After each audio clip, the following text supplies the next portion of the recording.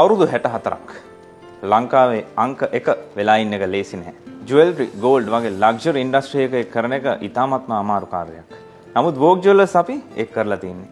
අන්න ඒ කතාවේ ඇතුළාන්තය තමයි මම ඕගොල්ලන් එක්ක අද ෂෙයා කරන්න යන්නේ. ඕගොල්ලන් දන්නවද 1962 වෝග් ජුවෙලර්ස් අපි පටන් ගත්තේ පිටකොටුවේ පළවෙනි හරස් වීදියේ කියලා. ඔව්. 1962 ඒ පුංචි ආරම්භයෙන් පස්සේ අපි 1967 කොල්ලුපිටිය ගාලු පාරට ආවා. ඔයගලන්ට පේනවා ඇති මේ ෆොටෝ එක දිහා බැලුවම කොල්ලුපිටිය කියන්නේ පොල්ගස් වාහන නැති ඉතාමත්ම පාළු පැත්තක් කියලා. ඉතින් මට අද හිතෙනවා සීයා ඒ ගත්ත ඩිසිෂන් එකෙන් එයාට කොච්චර අනාගතයක් පෙවුනද කියලා. ගොඩක් අය සීයාගෙන් ඇහුවා මොකද්ද ඔය කරන්නේ? ඇයි මේ පොල්ගස් තියෙන ගෙවල් තියෙන ප්‍රදේශයක ව්‍යාපාරයක් පටන් ගන්න කියලා. මොකද ඒ දවස්වල හැමදේම ව්‍යාපාර කටයුතු සිද්ධ වුණේ පිටකොටුවේ. වෙන කොහෙවත් නෙමෙයි. නමුත් සීයා ඒ ගත්ත තීරණය ඉතාමත්ම තීරණාත්මක එකක්. සීයා කොච්චර ෆියුචර් එක ගැන හිතලා තියෙනවද කියලා බැලුවොත් එදා මේ බිල්ඩින් එකට බේස්මන්ට් කාර් පාක් එකක් පවා හදලා තියෙනවා. ඇයි 1967 බේස්මන්ට් කාර් පාක් එකක් හදන්නේ? මේ පේනවනේ කොච්චර ඉඩකඩ තියෙනවද කියලා. අන්න ඒක තමයි සීයාගේ දැක්ම.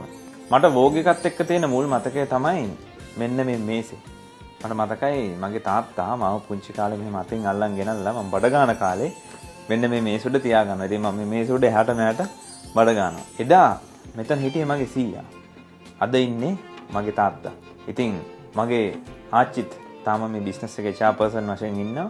එදා ආච්චි සීයට උදව් කරා වගේ තමයි තාමත් අදටත් මටත් තාත්තටත් උදව් කරන්නේ. අන්න ඒ විශ්වාසෙත් එක තමයි අද මේ ගමන ඉස්සරහට යන්නේ. එදා 1962 පිටකොටුවේ පුංචියට පටන් ගත්ත ව්‍යාපාරය අද මුළු ලෝකෙම අල්ලලා ඉවරයි. ඒ වගේම ලංකාවේ පළවෙනි ජුවෙලරි බ්‍රෑන්ඩ් එක ග්ලෝබල් ස්ටේජ් එකට ගියා. ගෝල්ඩ් කියන්නේ ලෝකේ දෙන හොඳම ඉන්වෙස්ට්මන්ට් එක. නමුත් ගොඩ දෙනෙක් මේක දන්නේ නැහැ. විශේෂයෙන්ම ලංකාවේ යූත් එක. ඉතින් මගේ මිෂන් එක වන්නේ ලංකාවේ යූත් එක මේ ඉන්වෙස්ට්මන්ට් එකට ගේන එක. කෙනෙක් හිතනවා නම් වෝග් එකේ බඩු හරි ගණන් කියලා. ඒක එහෙම නැහැ. අවුරුදු 64ක් තිස්සේ මේ ව්‍යාපාරය කරන් ආවේ ඊටාම සාධාරණ ගණන් හින්දා. ඉතින් ගොඩ දෙනෙක් මේ දොරෙන් ඇතුළට එන්න බය වුණොත් බය වෙන්න හේතුවක් නැහැ. ඕනම කෙනෙක්ට එන්න පුළුවන්. අවුරුදු 64ක් තිස්සේ සමාජයේ ඕනම තරාතිරමක කෙනෙක් මේ දොරෙන් ඇතුළට ඇවිල්ලා තියෙනවා. ඒක නිසා කිසිම කෙනෙක්ට පැකිලෙන්න හේතුවක් නැහැ.